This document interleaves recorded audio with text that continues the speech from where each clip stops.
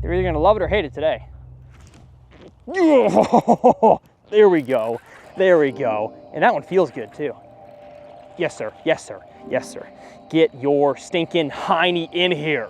Over the last decade, I've caught fish in every corner of North America. From California to Mexico, Florida to New York, and all the way up to Canada, documenting it all on video for you guys. Yes, I got it! But as a video creator and instructor, I've generally left out one of the most important and the largest demographics in the world of fishing, and that is the bank beater, the pond prowler, the shore master. Yeah! In this series, I'm making it my goal to fish more bodies of water than I ever have before, but this time, from the bank.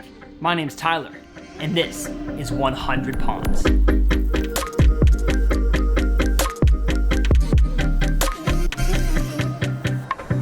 What's going on, folks, and welcome back to 100 Ponds. I am excited about this episode because I'm fishing a body of water in the best time of the year, the pre-spawn, spawn time of the year. There should be a lot of biting fish here, and this is a place that I saw on Google Maps that was not previously accessible, and it is now. So the fish have probably hardly ever seen lures in many years. We're gonna tie some awesome lures on and catch some fish for you guys. Enough talking, let's get to pond number 67.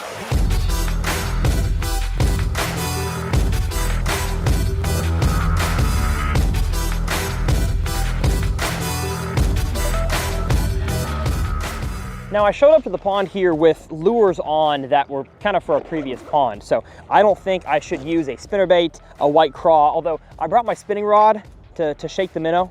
I may end up shaking the minnow today just because how clear the water is, and if it's that time of year, fish are still chasing bait fish, I can probably catch them on that. But I'm gonna throw two main things. Well, maybe three main things. I'm gonna throw today a vibrating jig, a lipless crankbait, and I'm gonna try to throw a big swim bait and see if that works as well. So I'm gonna get inside my tackle bag here. I kind of lessened the boxes that I have with me just for springtime, but I probably need to include one more for soft plastics. Get a soft plastic swim bait. This thing here is the Mag Draft. Everybody knows how good it is. It catches fish all over the country, and especially with a little bit of wind, clear water in the pre-spawn, it is hard to beat a rigged swim bait. So I'm gonna take off my spinnerbait here. And this episode is probably gonna be a little more uncut than most hunter ponds usually are. I try to fit like 2 to 3 ponds in one episode, but because this pond, I'm assuming, is gonna have so many fish catches, I might as well just kind of show you guys more of the process behind the scenes of choosing lures, choosing spots, deciding where to go, what to throw, the whole thought process behind it. So that's what we're doing in today's episode. Subscribe if you're new here. All right, get rid of my bed fishing jig. Pick up the Cricket of Thunder, because we have a lot of grass, and we'll talk about conditions here in a second. Oh, and today's video is sponsored by Ridge Wallets. More on them and what they do and how cool of a sponsor they've been to the channel here after the first fish catch. All right, we're rigged up, catch some bass. All right, this thing's been out of the package for a while. We'll see if it still swims good. It's good. All right, first cast as we discuss conditions. It is pretty late pre-spawn. I mean, like, give it 2 more days of warm weather, heck, maybe 2 more hours of warm weather, we may find ourselves some bedfish. And so that means that these bass are, I don't know if the majority of them are up shallow, but a lot of them are gonna be up shallow, cruising around, getting ready to find a mate, and also eating along the way. And so it makes fishing, I mean, that's why I say springtime fishing is the best, because it makes fishing a lot easier. If the fish are shallower, they are more accessible to the average angler. And so I can usually throw shallower lures, vibrating jigs, moving stuff. I don't have to go as finesse, don't have to cast out in the middle as much. And so that's why I'm picking a shallow swim bait. A, because it's shallow and fun to fish, and B, because I want to catch the biggest bass in here straight off the rip. And so that's why I'm casting this thing. Although the more that I fish it, I think it's been out of the package too long. So I think I'm gonna have to, it's swimming left and right as I retrieve it straight back to me, which is not good. So we're gonna try a different brand. I have a new one actually. All right, brand new loaded 6-inch swim bait. It looks similar to the other one, but it's got a top hook instead of a treble hook. And man, packaging is good on this one. Where do I, oh, it's a line through. I totally forgot that. God, this hook is a beef stick though. I don't know if my 15-pound line is strong enough for this hook. And I guess you pull the hook through and it sits in there. Wow, cool. All right, let's see how that one goes. Oh, that's good looking, I think. Get a bomb out there. I want to get knocked. Come on, donk. It looks like we have a decent amount of whatever kind of grass this is. I will put it up on the screen so y'all can see what I'm fishing there. But it's not hydrilla milfoil. It's kind of a standard. Gosh, there's one. I kind of felt the tick of the bite, but gave him a second to eat it because it wasn't super strong. Oh, but this is cool. Oh my goodness, first bass on a brand new swim bait. Get up in here. And it's doing exactly what it's meant to do, I guess, where the fish cannot throw the big swim bait, and so the line through hook got him right in the mouth. Cool. Well, obviously this thing works. Pretty cool. Thank you, friend. Have a good one. Not a giant, but a good fish to start, and gets me excited. Not just about this lure, but also just about catching fish today. I think we're gonna catch quite a few. But like I said, this video is sponsored by Ridge Wallets. And so I've been using Ridge for a long time. I think I'm on my 5th year being sponsored by Ridge and using their wallets. This here is a brand new wallet they have just came out with. It is the leather series. They have a black leather, a tan leather, and a blue leather, I believe. And they wanted us just to talk about what we love about the wallet, not even go through the list of things about what makes the wallet special. I just love Ridge wallets, A, because they're high quality, B, the second I got my first wallet sent to me in the mail, I immediately noticed how thin it was, how it made my pocket feel much lighter, it wasn't as bulky, and just the overall quality of this thing, it's incredible. I feel like in my old wallets that I used to use, I would keep way too much stuff in there that I didn't need. This thing has helped me be kind of minimalistic to a certain extent. And the cash strap on the back is a lot more sturdy than I thought it was gonna be. I figured cash would fly out of this thing, but it doesn't. It stays really sturdy. And I've just been impressed not only with the quality of the products Ridge makes, but also with the company. They've been super easy to work with, and as an influencer, that is not always possible to say. And if you want to check it out, I'll have the link down in the video description. Ridge is having their 11-year anniversary sale, which is awesome. They've been running for that long, and they just launched, I believe, a women's line as well that has some awesome colors in both the key case and the wallets. And so if you got a wife or a girlfriend or a daughter in your life that has a lot of keys or a lot of cards, get them a Ridge product as well that they're going to love. It comes with I believe a 1-year money-back guarantee and a lifetime warranty, so you have nothing to lose. I love the new leather feel. It looks cool. It feels awesome. And like I said, you can use code TRF to save up to 30% on your order or shop with the link below. Thank you so much to Ridge. Let's catch another fish. All right, let's move down the bank. Move down the bank. Now the question is, does a white swim bait actually look like anything in this pond? I don't think so, but I've just found that a white swim bait in clear water catches fish. I think they can see it really well. Even in standard dirty water, it catches fish really well. And especially during this time of the year, if you can throw a bigger than average lure, I think your chances of catching a bigger than average fish are higher. The whole like big bait equals big fish, not always true. You can catch big fish on small baits too, but I have found that if I'm gonna target big ones, I'm gonna really try to use bigger baits. So I'm gonna go down this bank real quick here with the swim bait first, picking off those fish that want to eat something big, and then I'll probably make the switch to something a little bit smaller that has a little more appeal to every size fish. With most swim baits besides glide baits, I would say you don't have to add any kind of action to them. I mean, you could speed up or slow down, but for the most part, these things are for fish that are aggressive, they're hungry, they're gonna chase it down for a few seconds and eat it. If you've got a fish that's following a big swim bait for a long, long time, your likelihood of catching that fish is pretty low, because if he was gonna eat it, he's probably gonna eat it to start. And so I don't worry a whole lot about, like, you know, twitching my rod with these big pre-rigged swim baits. I'm just kind of reeling it straight back to me. Sometimes you'll have to really crawl it, other times you can burn it, but for the most part, I'm not adding any crazy action to it. The big old boot tail in itself should be enough to entice a fish that wants to eat, and if they're not gonna eat it, they're not gonna eat it. No, I'm just kidding. Gotcha. So this is the grass I was talking about here. Maybe you can see that. It's kind of spiny. I'd say less leafy. It's actually kind of looking hydrilla-esque, but it's not, I promise. There's a little point of reeds here that I think is really shallow, but might have a fish on it. Again, if they're staging, getting ready to spawn, one of the only points in here might have a fish. And I reeled past it and didn't catch one, so forget what I said. And once I can see my bait get back to me, I'm burning it back in. I mean, it's 1.5 feet deep up to like 20 feet out from the bank. And so if I can see out there and there's not a bass following it, there's no need to keep retrieving my bait back in. That's not efficient, as we like to preach here on the channel. See, I like the fact that it's getting warmer because I can wear shorts, but then y'all get to see my twig legs again, so that's also a negative. Comment below if you also have bow-legged twig legs. I'm gonna try to let it sink all the way to the bottom out there. Oh, it's still sinking. All right, probably 8 to 10 feet out there.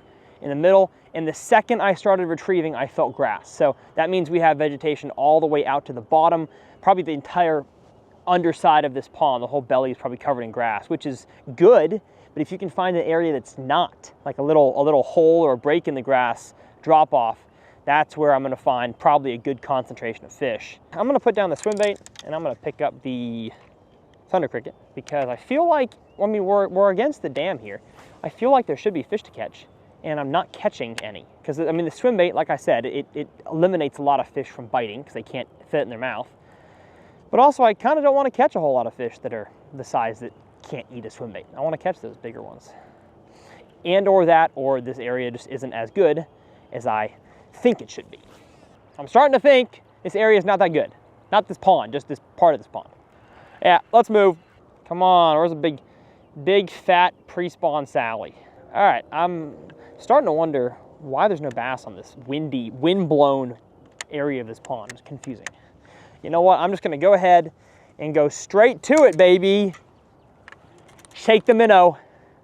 If you missed my minnow shaking masterclass, first of all, shame on you. Second of all, go watch it because it's the hottest technique in bass fishing right now, and I proved that it works for you guys who bank fish and kayak fish as well, not just big fancy live scope bass boat guys. So I'm just gonna shake it for a few seconds. It's deeper water here. See if maybe there's more bass that are just not in the mood to eat a swim bait. Oh shoot, holy cow, there's one. There's one. He's got me stuck in the reeds. He ate like right next to the reeds. Get up in here. Get up in here. That was, I kid you not, like one of the lightest bites I've ever had on a vibrating jig. So I'm wondering if this guy was on a bed because he was right in a little shallow area. And I mean, it was like the smallest of bites. I thought I was stuck on something, but that is a really, really healthy, pretty fish. Love it. Thank you, buddy. I'm gonna have to kind of eat you out there. Got him. So I think it's gonna be just a location thing. Because I mean, like all this stuff is good looking water, but it's where the fish wanna sit. And with most of my ponds in the series, and this one being brand new to me, I can't just show up and be like, I know they're gonna be there, there, and there. I have assumptions, but I didn't think a fish was gonna be there, and it was. And actually, you know what? A little underwater reed clump I didn't see until just now. So probably on a bed or staging on that little clump there and getting ready to make a bed. Let's go, success, baby. Tell you what though, this pond is gorgeous. The fish are just not as shallow as I thought they'd be. Like there's so much shallow stuff to fish. So as soon as they get up spawning, I mean a soft plastic, a popping frog up against the edge of these cattails here is gonna be straight cash money. But it's like I still get excited. I feel like they're about to spawn because I've seen like one fish on a bed in this town. And I think the majority of the fish are still not quite there. Even if you have crazy warm weather, the winter was not as bad, fish are still fish. And so if their biology, at least here in North Dallas, tells them not to spawn till the end of March, the majority of them are not gonna spawn till the end of March. So for this next section of the pond here, I'm gonna stick my bag on a stump there. I'm just gonna commit to the swim bait because we have a whole wide open stretch this way and not a whole lot of distance to go. So I'm gonna make one long run this way with the swim bait and then probably come back, switch lures, make another long run there and back. And if I can't catch them pretty quick on moving baits, y'all are not gonna see a whole lot of moving bait action because I need to switch to something that catches them. And that might end up being a worm. I think maybe we have some frontal conditions today that don't make the moving bait bite as good as I had hoped. So might have to switch to something slow. Don't want to, but since we're only doing one pond in this episode, I can't just call this a success and leave. I gotta figure him out. All right, he's got another one. Son of a gun. All right, so a little behind the scenes. I'm here with some buddies of mine. They're on the other side of the pond, and they've been absolutely railing them, cast after cast after cast. So I bet they're throwing something a little more finessey than I am. I'm just gonna go ahead and pull the plug. Actually, no, I'm gonna walk down to the end, and then we're gonna pull the plug on this thing. Not yet. I wanna make casts in the shallow water real quick. Quickly go. Oh, a bass was right on the bank. Like a 3-pounder was sitting right, there's not even a bed here. He was just on the bank, as close as you can possibly be. That's wild. All right, well, I'm gonna make some shorter casts to this grass edge. Maybe there's a few chilling. That dude was sunning. He was getting ready to spawn. Well, that's cool, nature.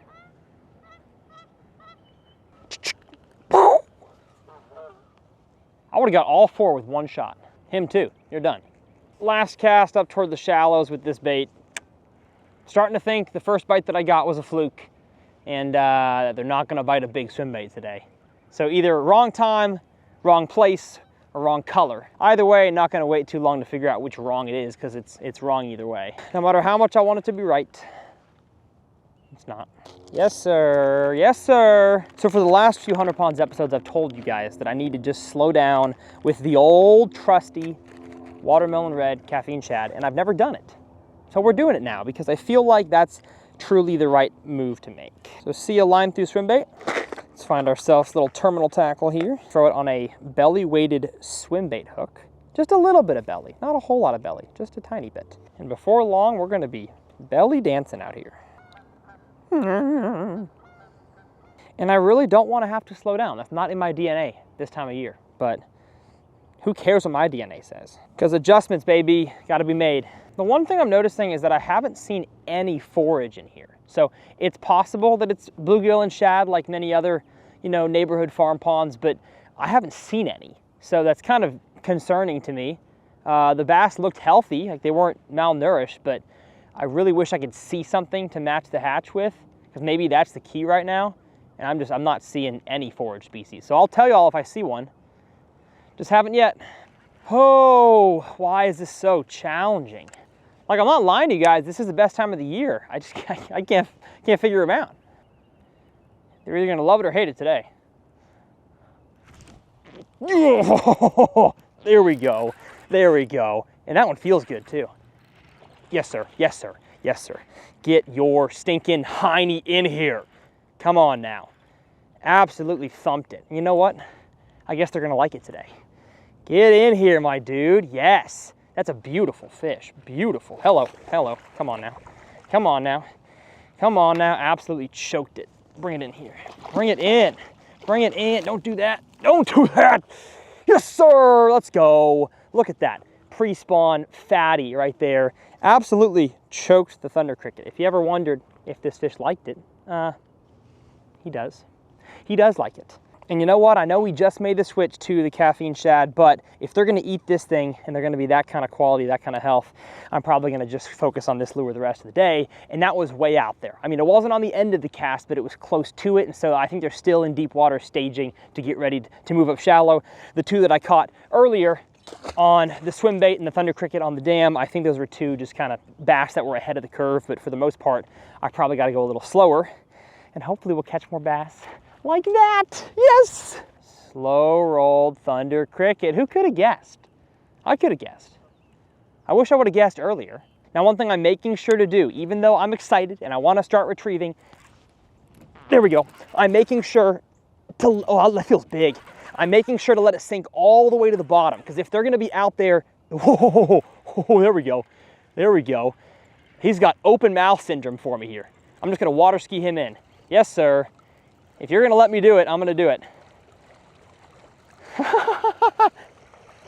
Get in here, what a fatty. Look at this. Once again, also 8. Tungsten thunder cricket down the mouth hole. Was not coming off. Oh, kind of like forced his jaw to stay open with the blade there. But I was talking about, teaching you guys before this fish interrupted me, is if they're gonna be on the bottom, I don't care how excited you are, how much you wanna start retrieving it, you gotta let it get to the bottom, because this fish ate it almost like a jig or a soft plastic, didn't even have to retrieve it. I began my retrieve and the fish was already on. So that is awesome. 2 3-pounders in a row. Pumps me up. I love this time of year when you figure them out, they're stacked up and they're stacked themselves. They got that gut on them. Nope, I was retrieving it, let it sink. Watch my line. All right, line has stopped falling. As in has stopped going forward, and so I can begin my retrieve. Even I, after 2 fish, get too excited. I want to cast it, immediately click the reel. It's one of the biggest things I see, especially beginner fishermen do with soft plastics or things that should get to the bottom, is let me show you exactly how I've seen a lot of people on YouTube and in person retrieve baits that should be on the bottom. They'll cast out there, it's 10 feet deep, hits the water, and they're retrieving. Well, your bait's a foot below the surface. And so I've already discovered the fish are way out there on what must be a deeper grass line. And so I'm gonna let it sink all the way to the bottom. In this wind, you kind of have to just wait a few extra seconds, but if it's calm, I can watch my line go away from me and then it stops. And that's how I know the bait is at the bottom. Begin my retrieve, hopefully not be snagged on grass from the start. And if the fish are stacked up, you might catch them as the bait's falling down that you totally wouldn't if you hadn't let the bait get all the way to the bottom. So that's my biggest tip for all times of the year, but especially when you know they're near the bottom, let your bait get there, or else you're not going to catch them. Is that grass or fish? That's a fish, isn't it? Hold up. Yeah, no way. Dude, they are eating it on the fall. This fish did not even give me a chance to retrieve it before he ate it. So we have figured out they are in deeper water, and y'all saw me. I just put on the caffeine shad and they didn't eat it. So it's like they need something. I don't think the vibrating jig is like making noise as it falls, but they need like a bigger presentation that the caffeine shad wasn't fulfilling. So this is awesome, this is cool. And I guarantee if I stopped catching them on the vibrating jig or the wind died down, I could probably catch them on just a regular jig or a weighted Texas rig.